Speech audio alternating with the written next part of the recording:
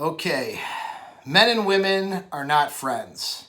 At least not in the same manner that two men are friends or two women are friends. Okay, so there can be friendships, there can be platonic things, but it's not the same as two same-sex friendships. I'm Paul from Apex Mindset. Take your finger, slide it over, hit the subscribe button. So caveat on some censorship here. I'm trying to make my videos within the community standards of YouTube. I'll do the best that I can, but I can't sacrifice my intellectual integrity. So sometimes, like in this video probably, I'm going to say some unpopular opinions. And those unpopular opinions, and it could be something as simple as boys and girls are different, okay? Maybe not recognizing 67 genders or whatever it is now, all right? Talking about how we've evolved as a species, as males and females. That could mess with some people's sensibilities, and I could get blacklisted, or the video would get blacklisted on YouTube, where it is unsearchable, unfindable. And this has been a problem with my videos in the past. So share this with people. This is good information. So why are we talking about male and female friendships? Well, the reason why is because if you're trying to pursue a monogamous or a semi-monogamous, where there's some level of a commitment and, sexual commitment in a long-term relationship, you have to know where to set boundaries with the opposite sex. If we don't understand how male and female friendships work, and the different levels and types and what's going on with those, then it's really difficult to set boundaries. And women are usually the worst at setting these boundaries. And I'll get into the reasons why. Also, women hate this topic. Whenever I get into disagreements with women who, even ones that are supportive of my work and like most of what I have to say, usually will often disagree on this point. And it's, they don't have a counter argument that's worth a crap, okay, but because of feelings and desires and things that they want, they like to disagree with the points about male and female friendships and pretend that male and female friendships are a certain way when they're not. And I'll get into all that stuff, okay? So I'm going to try to run through this, I think, by the different scenarios, all right? Because what this is about is setting boundaries, okay? So this is about setting boundaries. So how do you set boundaries in your relationship so that these platonic male-female friendships don't turn into, oops, I let someone stick their dick in me and now I cheated on you, all right? Or oops, I'm sleeping with somebody or whatever. Or started flirting and it started this way. It never, cheating scenarios rarely start out with, just full blown, I met someone random and now we're having sex. I mean, it happens that way sometimes, but usually it's this platonic scenario where someone's in a relationship that goes too far. But of course, that platonic scenario is never really actually platonic, and we'll get into that, okay? So anyway, we have to understand some baseline things here. I'm going to try to get through this quickly, but this is going to take longer than 10-minute video, all right? But stick with me. It's worth it, all right? And if you disagree with me already and disagree with the premise, like, of course, and a lot of you women think that, you think you're one of the guys, you think you can go into male space and you're just like the guys, you think that your male friends are really friends, and you're going to argue that till your death, and I'll explain to you why you're going to do that. Even if that's your stance, make it to the end of the video.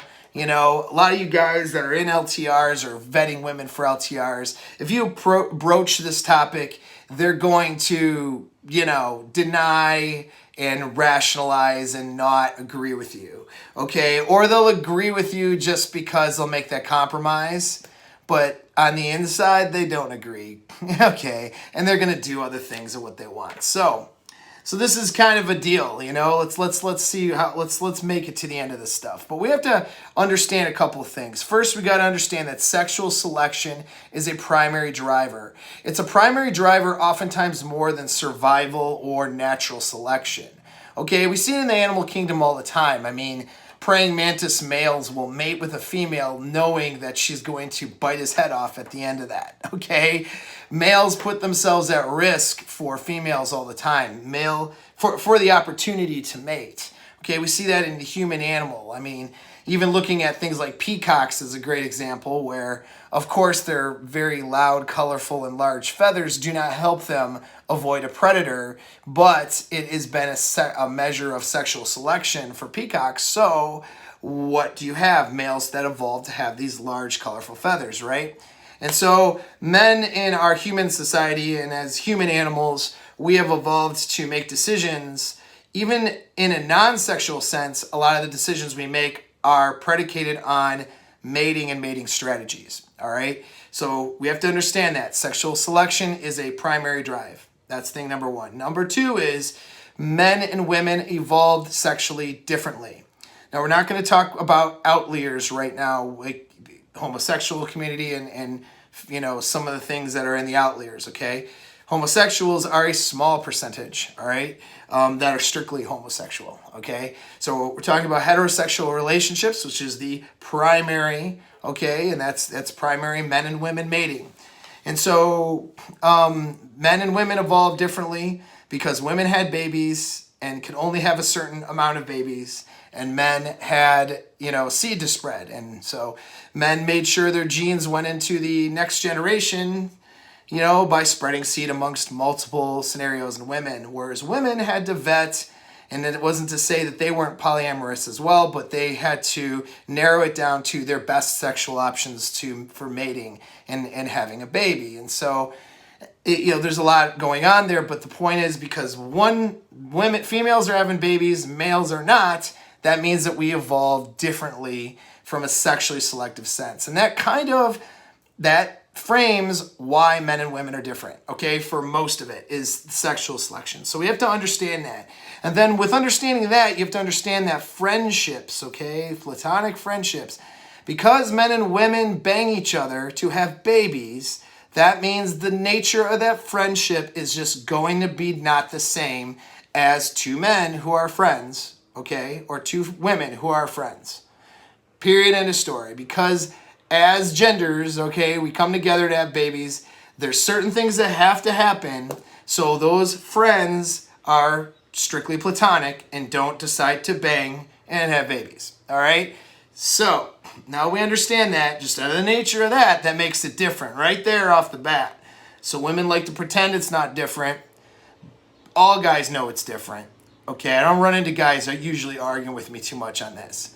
Women like to argue. The only time guys argue is when they're falling into a female imperative. In other words, I agree with the women so that hopefully they will want to sleep with me. That's usually the only reason why guys do it, you know. Online, they're trying to impress ladies or whatever. Anyway, so this leaves you with two choices, okay? In these platonic relationships between men and women, it leaves you with two choices, okay?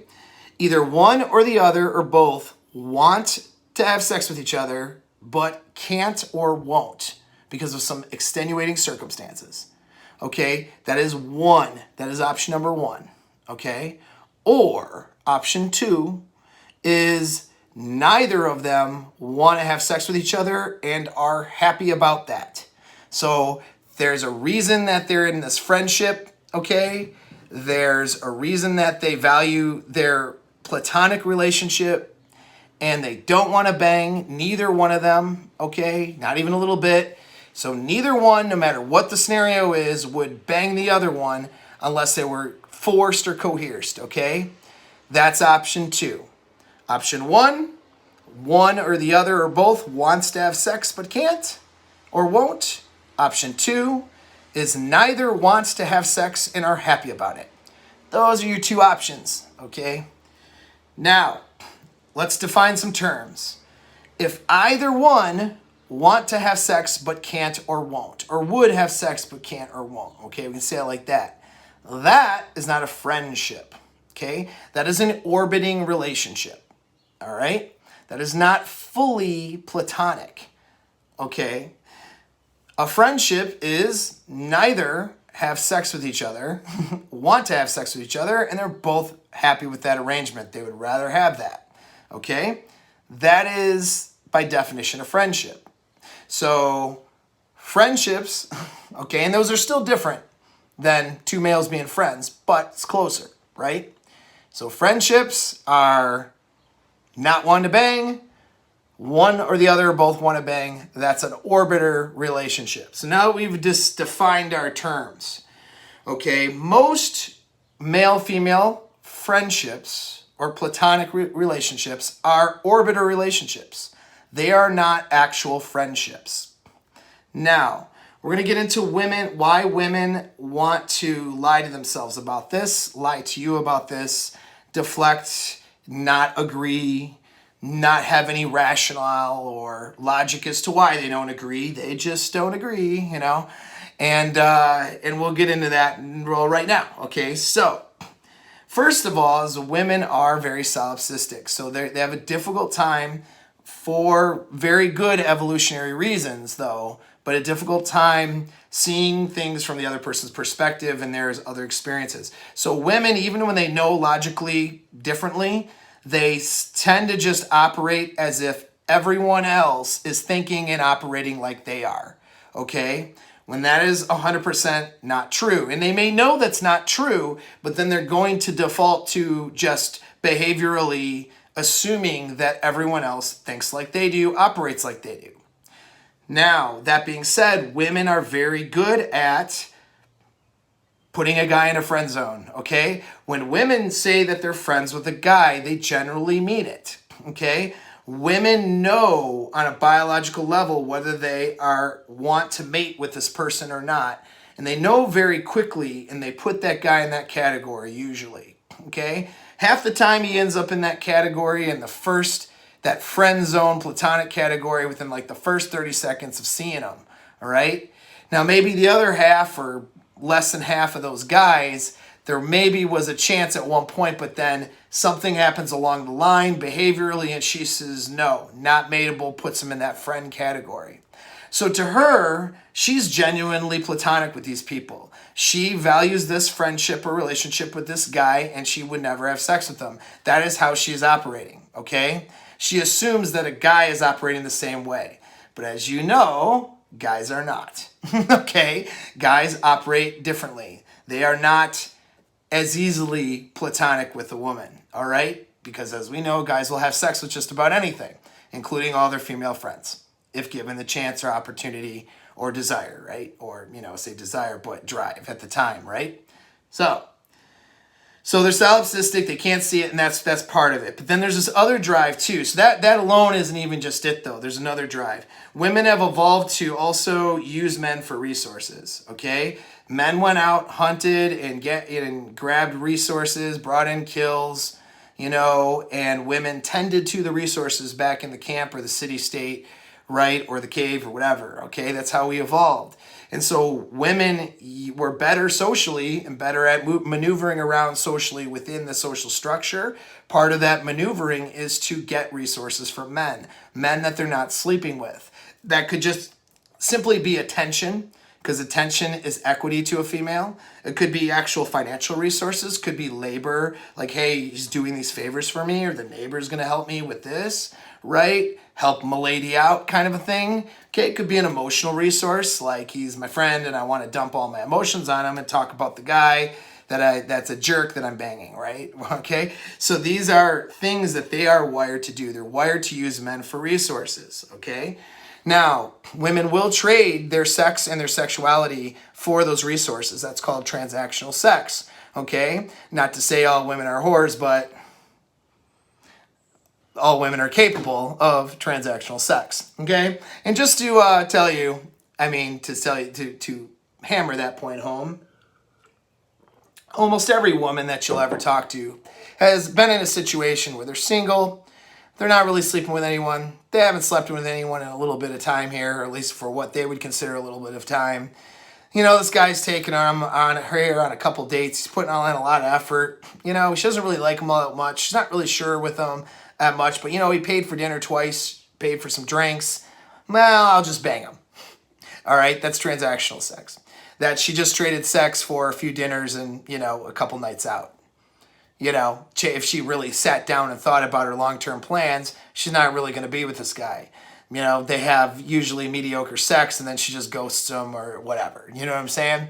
So that's transactional sex. She felt obligated, or she felt like maybe I should give this guy a shot because he did a bunch of things for me, and then she bangs him. Now some women will take it to the point where they're banging guys so that they do shit for them, literally. Like, oh, this guy's gonna, fix my transmission for me, so I'll suck his cock, right, or whatever. And so, censor, man, I gotta censor myself for YouTube. It's terrible. All right, hopefully that won't pick up on that. So, yeah, so I'm gonna, hee-haw, wee-wah on this guy because, he's gonna do this for me. So women do that all the time, okay, all the time. Some more than others, and certainly now in this day and age more than they did in certain points of the past when people were more religious. But regardless, women will trade their sexuality for favors, but they're still vetting. They're still not wanting to give their best sexual self, particularly when they're ovulating and they're the most aroused, to the guys that they don't consider, part of someone that they would sexually select. You know what I'm saying? So that being, so on top of that, though, the other point is that women like to hedge their bets too. So, got my neighbor is bumping some tunes over here, and I'm not going to stop this video. But what I will do is shut this window. All right. Of course, that's when the teenage girls next door want to bump tunes when I'm doing a video. Today's been like that all day. I've been trying to do a stupid video all day long. I keep getting interruptions. It's already long enough. I need freaking interruptions every 5 minutes. Anyway, so, all right. Okay. See, I even lost my spot now. Okay, so, yeah. Anyway, women like to hedge bets. That's where my spot was. So women like to, they'll let these orbiters be around them as a second or third pick, for someone in case it doesn't work out with the other people that they're banging, So they're banging a bunch of guys, or they got a boyfriend or whatever, and they keep a guy or two or three around as a alternate option. Now, that's not a very moral thing to do, but from a hindbrain perspective and an evolutionary perspective, it makes sense, right? Because if you're her top best sexual option and you go out on that hunt or you go off to war and then you get killed, okay, then she doesn't survive if there's no guy to help to provide her with resources and resources for the babies. You know what I'm saying? So if she has guys in waiting, second or third options, so you die in battle or something, and then she goes with the next guy that can then take care of the kids and provide her resources, and the next guy in the tribe or the city-state, then she survives, you see. So they've evolved to keep these orbiters in waiting, to keep second and third options. And statistics have shown, studies have shown women reporting in high percentages, and I don't remember the number, but I know it was well over 50%. It was approaching like 70% of women admit to knowing who the guy is that they would sleep with or be with if it didn't work out with their current partner. Okay, these are married couples and people in long-term relationships. These women know who their second choice is, who is the guy that they would go sleep with, if it doesn't work out or if things don't go right. And so women have that. And so these are all the reasons why women like to keep men around. But understand, these go into keeping men around for resources or as a second option to bang, okay? These are survival things. This meant survival, okay, for evolutionarily speaking. So they don't want this to go away. Their chimpanzee brain is repelled, like it pushes against the idea that they would have to give up their orbiters or give up their backup plans, Okay, their hindbrain, their chimp brain pushes against that because that could mean certain death for them back in the, as far as how we've evolved. And that right there is why women do not agree with this assessment that I'm giving on male-female friendships. It's because they're too solipsistic to recognize that men are different and want to bang them, even if they don't want to, vice versa isn't true. And they don't want to face that. They can't really see that or how the male mind works. They just can't put their themselves in that mind, okay? And then the other thing is they like having these guys around that do want to bang them, that are going to offer resources and favors for them, and even one or two, they're actually orbiting them. So in other words, they would have sex with them if the circumstances were different. And so they want all these options, all right? And they're conditioned to do this and use their sexuality and use male friendships at a very young age. Because men are after, as soon as young boys are interested on young girls, what are they doing? They're trying to impress them, this, that, and the other. And of course, the young girls learn, like, wow, I can, if I give them a certain kind of attention, I can get these young boys, I can get these boys to do whatever I want. You know what I mean? And so they learn that at a very young age. So that's on the woman's side of it, the reasons why. Okay, from the male side, it's real simple. Men have a biological imperative, which is to spread seed amongst multiple women, and that's as many women are available. Men will have sex with anything. We know this. Okay, so women are not the same. Women will not just have sex with anything. Men practically will. All right, if she's not 800 pounds and smelling like mayonnaise and cat hair, okay, or the dude's mom or the dude's grandma or something, she's an option for most men. That's how it is. So this is why men generally are not friends with women, okay? Men are generally orbiting women. So the common theme you'll see is the woman is the friend with the guy, meaning she's not interested in him sexually, and the man is an orbiter, meaning he's accepted this platonic situation, but if things were different, he would happily sleep with her. That is the nature of most male-female relationships. But women don't like to admit that most of their male friendships are not friendships at all. And so they hate that, and they want to keep them around for resources or as backup plans for sex. And so that's exactly what they do. All right? Now, most men are, so in order for, but are there friendships? The answer is yes. There are actual male-female friendships. I'll get to that, okay? But before I do that, though, I may have to make this point. Men have evolved, have some competing drives that they've evolved with regarding platonic situations with women.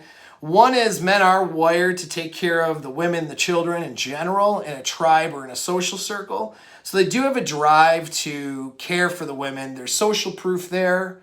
Other women that they do want to sleep with will think they're a good guy for doing that. There's reasons to support that on an evolutionary level. The tribe tends to thrive that way. So there is that drive to protect or to want to care for women in general. And there is that drive too for men, a lot of men, although I try to, steer that drive in another direction in my coaching, but a lot of men are driven to see women as a point of validation for them. So men are driven in a way to seek validation from women, just like they got validation from mom and caretakers, and to sort of care for women. But there's also another side to that too, is that if men are not seeing them as a sexual option, if they're not gonna have babies with this woman, okay, men do see women also as a liability. Okay, and it's that liability factor is the reason why guys are not turning to women to just go hang out. It's let's go have time with the boys, all right? So when women are invading male spaces or entering male spaces thinking that they're one of the boys, they're absolutely not, okay? They're getting attention and privileges that the other men in those spaces don't get. And women hate to admit that. They don't want to admit that. They don't want to, they want to act like, they're just one of the guys or whatever, because for them, that works for them. You see, because now they all these guys who give all these resources to her. Those resources might just be attention and time and energy, but all these resources go to her being the only or one of few girls in some target group. All right. And so I'm just like one of the guys. But the reality is she's not like one of the guys, because guaranteed that target group of guys, there is a handful, if not half, all, or most, or whatever, that kind of want to sleep with her, right? And so she's not one of the dudes, because when I hang out with my dudes, there's no other dudes there usually that want to sleep with me, you see? And so this is how the dynamic is. But women want to fool themselves to thinking that they're different, or that this is different, and that men aren't just trying to sleep with them. But the reality is, we know that men are in fact trying to do that, by and large. Now, let's break down. Okay, when men are friends with women, though, this is the final point on how men work, is it's because they suspend their mating imperative. So when men do that, it's because they'll usually see her almost like a sister, okay? And so there's 3 circumstances when this happens usually. One is the dude's an alpha male who has a lot of selection with women. All right. So if the guys who are alpha males and, that have a lot of selection and can pretty much have, they're used to turning down women for sex. So if you're used to turning down women for sex, then you can have meaningful relationships with women without seeing them as sexual options. All right. You're used to doing that. You know how to do that. You're okay with suspending that mating imperative because you have plenty to sleep with. All right. And so I know those guys seem like players. They want to sleep with everybody, but the reality is they don't. They can, if they're sleeping with a lot of women, they have those options, or at least have the option to sleep with a lot of women, then they can have these meaningful friendships in a way, because it's easier for an alpha guy to suspend that drive to want to mate with this girl, okay, and see some other value there in a platonic situation. Another choice, another option is if the guy is married or in a long-term relationship. Now, most married men or men in long-term relationships are still orbiters to other females, okay? That's the reason they might not sleep with her, is that they're married. But the reality is they would if they weren't married, which makes it not platonic, or not, I'll say at least not a friendship, you see.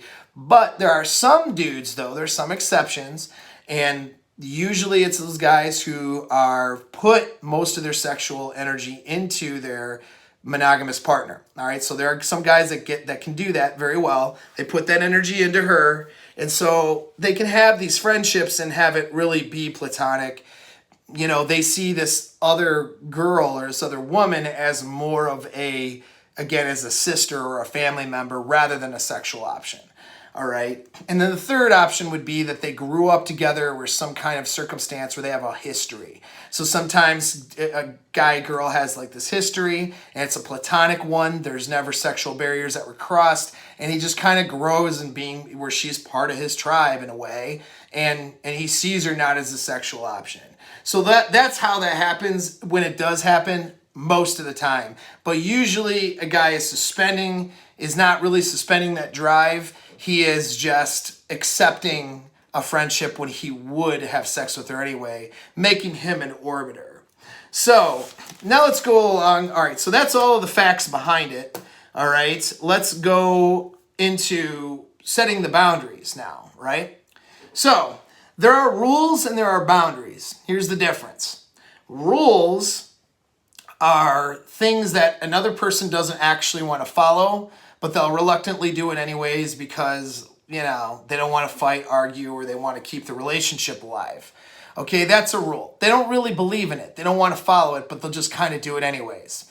Well, the problem with rules is rules are made to be broken, okay? So with rules, you have to enforce the rules, you have to monitor those, and that is not something I recommend. So a lot of your insecure beta males, your jealous type males, your angry type alphas will put these rules down like and they'll say, well, you're not allowed to hang out with other guys unless I'm there, or they'll put on these rules. The problem with that, and she might agree, some women are submissive enough to agree to that, and some guys look for that. Those usually blow up in your face, okay? So minus a small subset of the population where there's slave dom type relationships or sub type relationships, which are more BDSM counterculture. There's those scenarios can be like different, and that's a small percentage. most of these situations, even when the guy's dominant and whatnot, doesn't matter. She's just going to break the rule. Okay, whatever the rule is, whether it's about friendships or something else, she's just going to break it. Okay, because she doesn't want to follow it. So what's going to happen is she's going to be dishonest and she's going to break it. Now, the problem with that is, of course, honesty, or at least integrity in the relationship, okay, especially when it comes to this sort of thing, is of critical importance. You really don't have a relationship without that integrity, because the first pillar of infidelity or cheating or breaking someone's trust or betrayal, in that sense, the first pillar is secrecy, okay? You can't break your loyalty to somebody unless you do it in secret, generally speaking, right?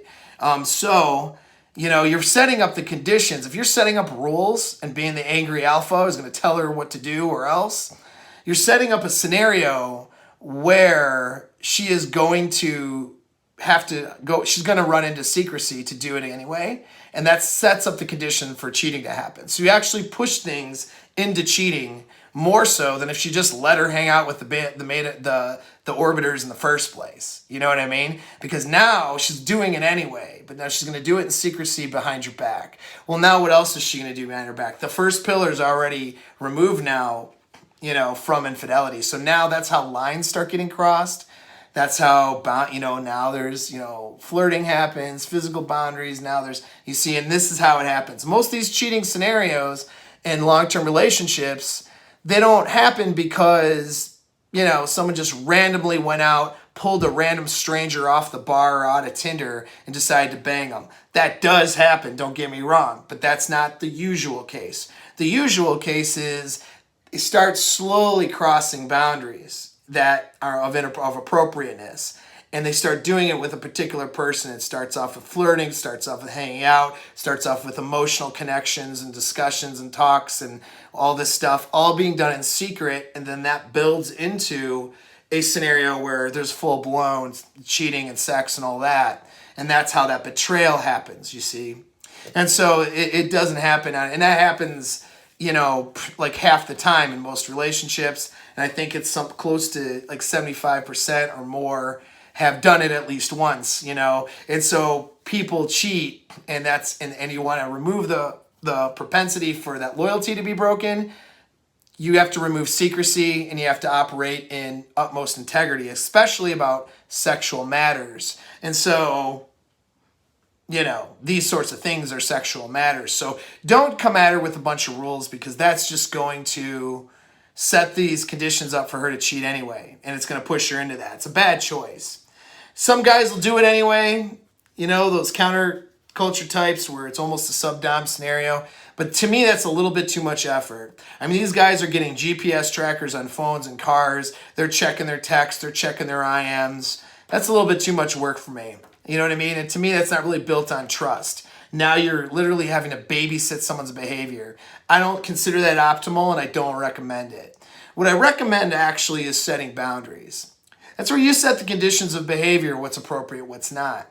You let her, with each individual friendship and scenario she has with these guys, you let her sort of decide or see where that boundary should be, knowing that if she crosses certain boundaries, that's going to end the relationship, or at least cause conflict and potentially end it. And so if she values you, values your relationship, sees you as her best sexual option, and you give her the freedom and choice to make the right choice, she will set those boundaries accordingly. If you have frame and leadership in that relationship, and she sees you as her best alpha sexual option, she will set the boundaries up on her own, provided that she's capable of doing that and that she's a healthy person. Unhealthy, toxic women obviously aren't capable, so they won't do that. All right? So that's my recommendation, is not a rule, but a boundary. And a boundary is something you both agree to. So she understands and agrees to those boundaries, and then she enforces them on her own to maintain inside, to be inside your frame in that relationship. That's kind of the difference, right? So I recommend you approach it from a boundary thing. How to apply that's actually another video, because this is already too long. But let's go through some scenarios, okay? So one is that he and she are both actually friends, okay? So scenario one, He is not going to have sex with her unless coerced or forced. She will not have sex with him unless coerced or forced. And they have a platonic relationship. So those are real friendships, all right? I mean, they're still not the same as two males being friends, but that qualifies as a platonic, as a friendship, okay? So these are the ones that you can trust. You can trust these most in your LTR, long-term relationship, monogamous or semi-monogamous, situation with your woman or with your guy. These are the ones you can trust the most, all right? You know that these are pretty legit, particularly if the guy, or, I'm going to talk a lot from the male perspective here, right? But if the dude that she is friends with is wanting to consider you or include you as part of the equation, if he is supportive of the relationship and supportive of, her being happy, which is being in a relationship with you, that's what she's decided to do, and that's what makes her happy. And, if he's like, hey, let's go out, or come over, I'm going to make dinner, he's inviting you both to come over and make dinner. He's not just inviting one person, right? Now, generally speaking, there will be a history with that friend, There will be a history, like I mentioned, or he'll be a married guy, right? Or he'll be a taken guy, generally speaking. He's usually not a single guy, all right?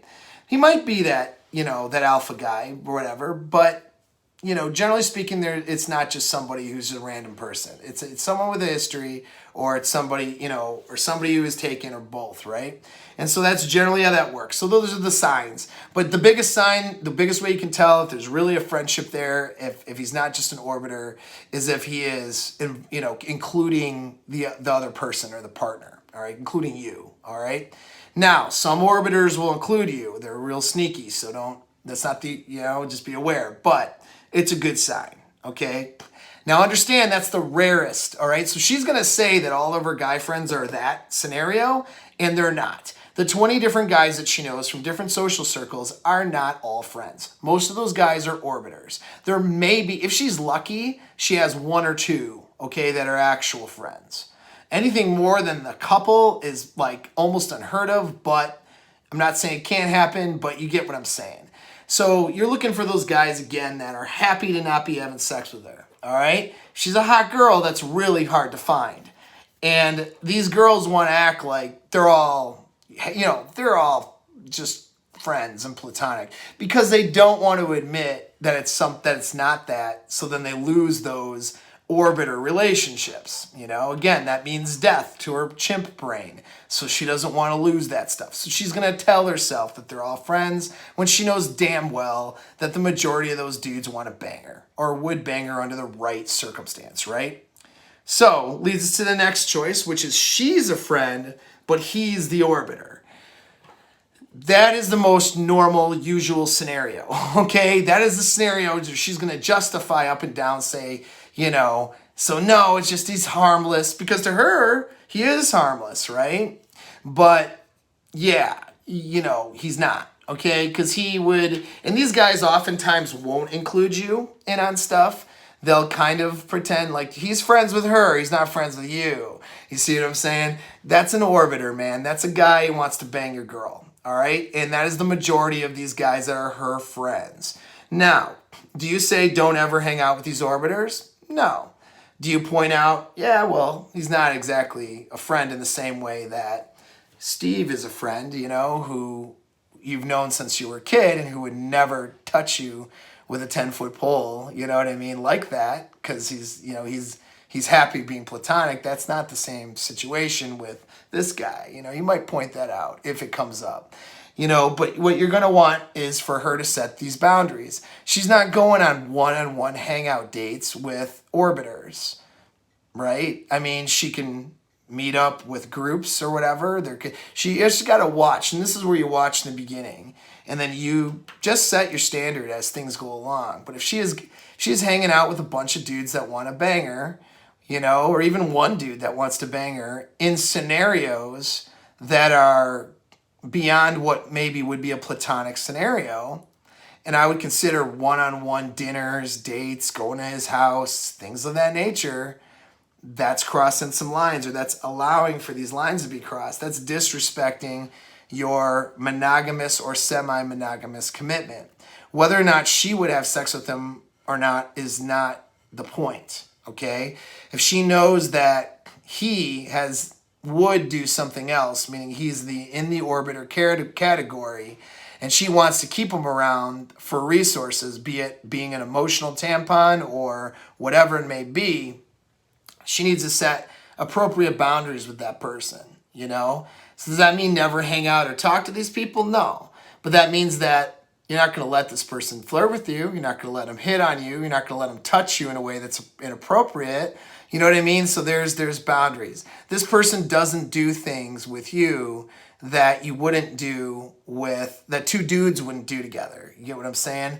That's the difference. So if it's an orbiter, he's not doing things that you wouldn't just do with two dudes. And that's actually a good general rule, but it's kind of hard to like say that as a hard rule because men and women are different. So, you know, even the guy who's like a brother to her and he feels that way too, he might treat her like a woman, like, you know what I mean? But that being said, he's not putting hands in appropriate places. They're not doing romantic dinners together.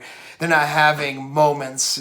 She's not having deep emotional connective moments. These things should not be happening with opposite sex friends. You know what I mean?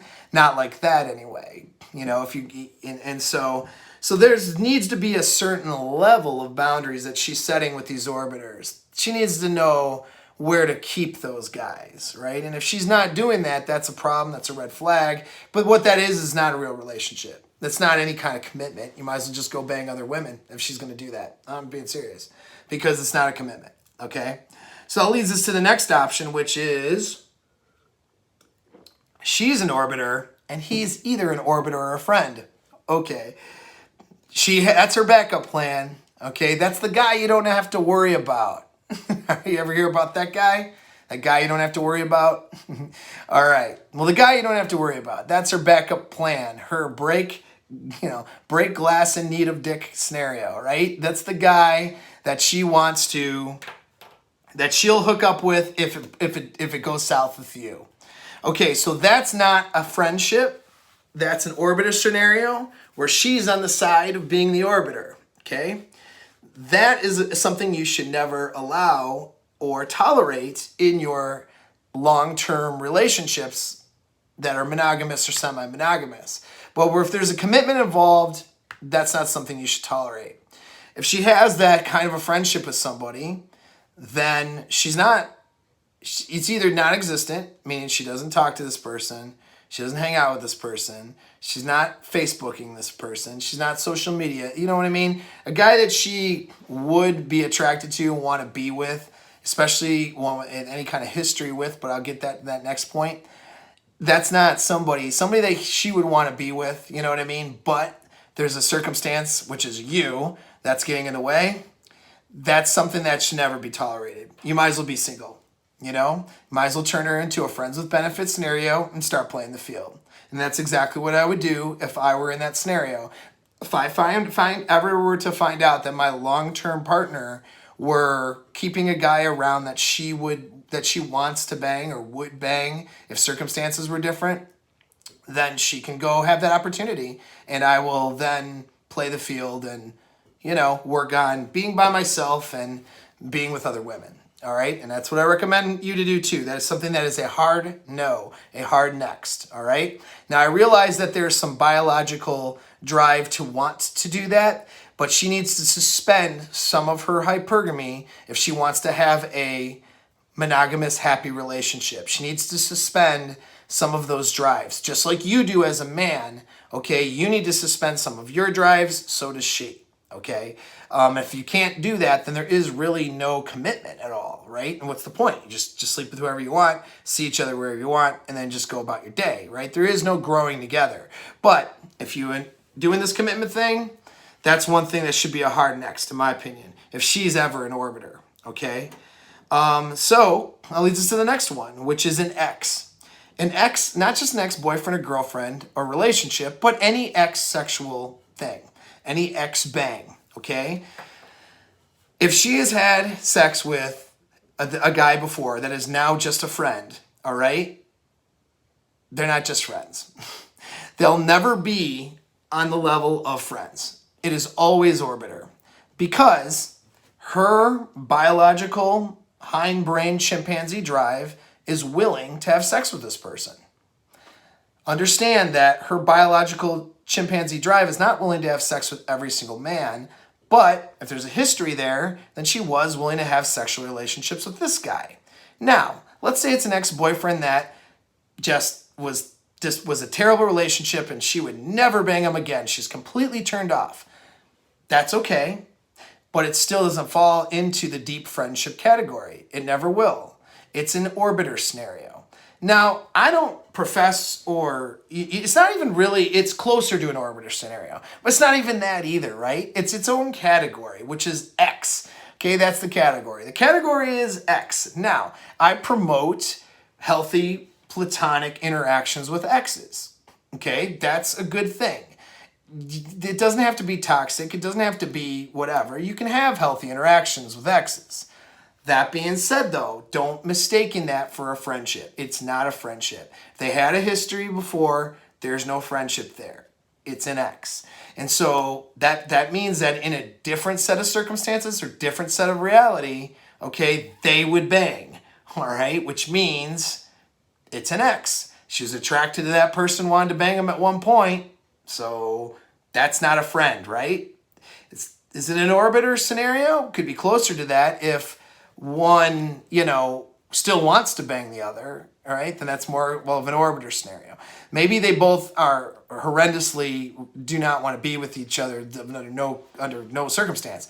That's fine. That's the way a healthy X scenario can happen, but still it's an X. It's happened before, it can happen again. So what that just means is, not saying you can't ever talk to your exes or something, or that should be the boundary, but what it means is that you have to set appropriate boundaries and standards of behavior with an ex. You don't sit there and talk about, hey, remember that one time we banged in your car? You know what I mean? And have that cool exchange when you're with a guy or a girl. You don't share old times when you got to do stuff together sexually. You don't share old times where you used to be together emotionally. You don't go on dates with your exes. You know what I mean? You don't keep them around as backup plans. There's a lot you don't do with an ex.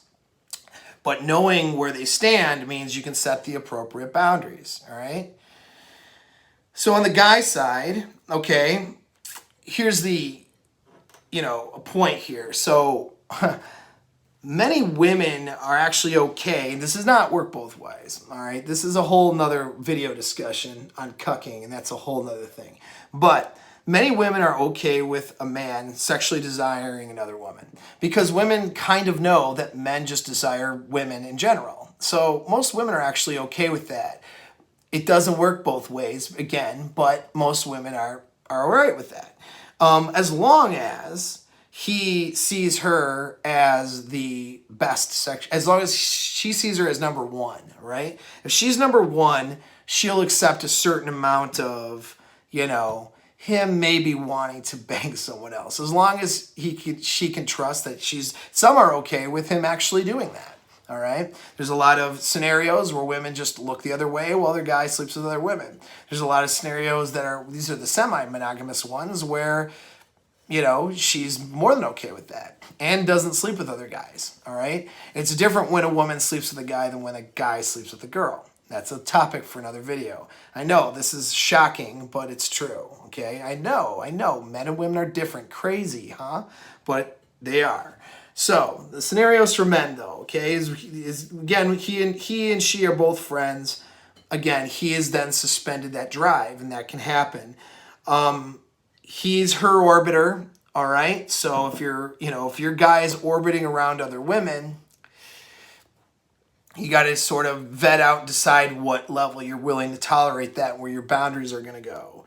But guys, you don't fool yourselves into thinking that you're not orbiting a chick, okay? If she is at all a sexual option or ever was, she's probably not a friend, right? And so you need to set your boundaries accordingly and control your own behavior if you value your partner. And then the other one is he's a friend and she's an orbiter. So she's waiting for that breakup to happen so she can hop on it, right? And that may be the case. So those are the scenarios with guys. But point is that, so those are all the possible scenarios. But what it boils down to, again, and I'll reiterate, is that platonic relationships between men and women are not the same as same-sex platonic relationships. Most male-female relationships that are platonic are actually orbiter relationships, meaning that one or the other wants to have sex with somebody. Somebody wants to screw somebody, okay? But it's not happening for whatever reason, all right? If that is the case, the key to success in your monogamous long-term scenario, or even semi-monogamous committed long-term scenario, is to set appropriate boundaries with orbiters. That's the key.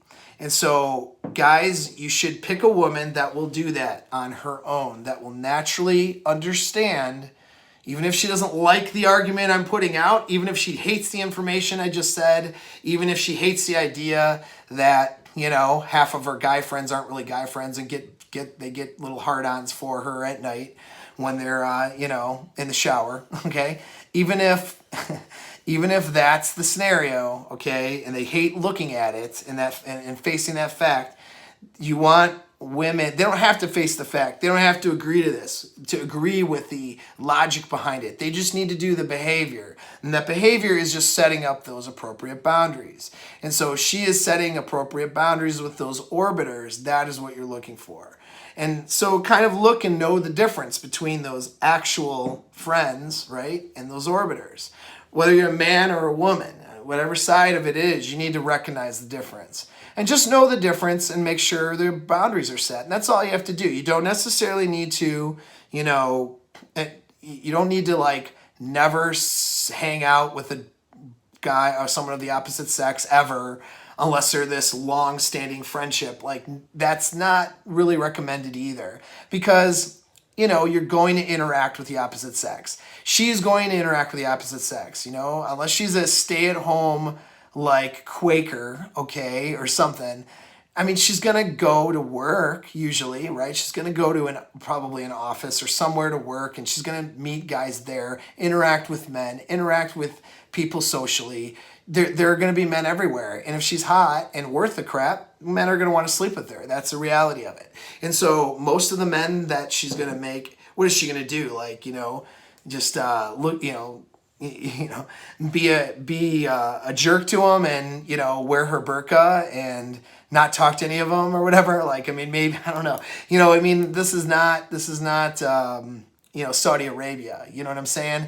At least I'm not. Chances are you're not in Saudi Arabia listening to me. So if you're in a first world or if you're in any normal country that's not of some extremist religion, she's going to interact with men all the time. So you need a woman that can handle that and isn't going to just break boundaries, you know, anytime that it feels good for her to do it.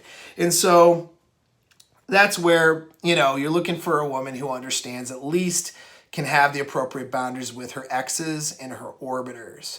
Okay, she doesn't need to agree with everything I said in this video, but she needs to at least do that much. If she can't do that much, you're in for probably a failed relationship. You're in for a scenario where she's going to cheat on you.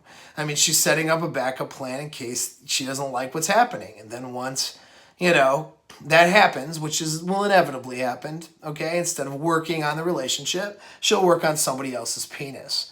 All right, and the same could be said true about guys. If guys are orbiting around a bunch of women and keeping them on the back burner or whatever, it's kind of a drive for guys to do that. But I mean, if he's doing it and not being honest about it and keeping these female orbiters around, he could be lining up a cheat, you know, and lining up, crossing the line big time and doing a full betrayal. So if you want to actually have success in these LTRs, you know, you want to have that, you have to understand this dynamic between men and women. You have to understand the platonic dynamic so you can set appropriate boundaries and have good, healthy platonic interaction with men and women. I have good, healthy interaction with women in my life that I'm not going to ever have sex with. And that's a healthy thing, you know, and I recommend that for you guys out there, not just to orbit around. The only reason you have a woman around is to bang and then that's it. I don't recommend that. Okay, there's a lot of value certain people can bring, okay? Certain people without penises, all right? And vice versa is true. So, I mean, it's just a matter of having these quality, platonic scenarios and understanding what they mean, what's behind them. That's going to help you. So, that's it. We're at the end of the video. There's a lot there to digest. You may agree or disagree. I recommend that you say something in the comments if you have any questions. All right? But I guess I'll say again, the key if you want success in an LTR with any sort of, monogamy or semi-monogamous boundaries, the key to success there is to understand, you have to have an understanding of these platonic opposite sex relationships, and you have to handle those appropriately. All right? If you have trouble, if you're wondering if your partner is not handling these platonic scenarios appropriately, that's what coaching is for. Okay? So hit me up and book a session because there's ways of handling it. All right? So if she is not good at setting boundaries, and a lot of women are not, there are ways to get her into your frame and have her do that without losing your mind or losing your relationship. All right, so let's see if that's possible. Hit me up with a coaching session for that. Thanks for the support. Till next time.